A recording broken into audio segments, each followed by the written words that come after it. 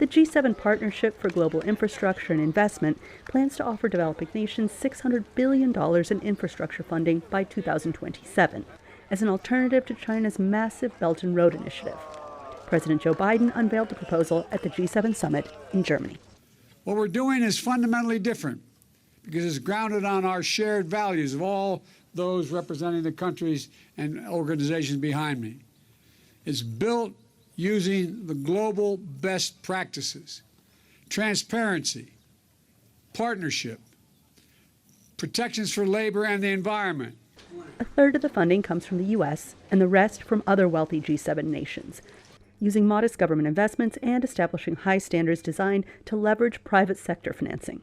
The initiative is a relaunch of the Build Back Better World Plan, announced by G7 leaders last year. The West had really been asleep at the wheel over the number of years on this use of connectivity, infrastructure connectivity, as a means of extending foreign policy influence. And so they are now coming together on a united project to sort of push this. The G7 plan will focus on digital connectivity, gender equity, health security, climate and energy security, areas seen as not yet dominated by China's investments.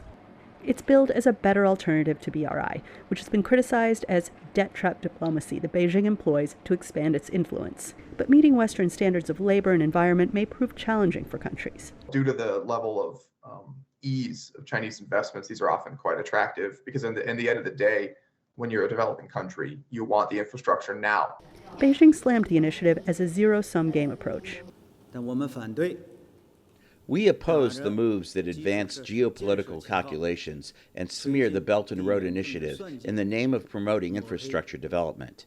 In the 9 years since it was launched, nearly 150 countries have signed up for China's BRI, so far totaling over 2,600 projects with a combined value of $3.7 trillion, according to data analysis firm Refinitiv. Anita Powell, VOA News, Telfs, Austria.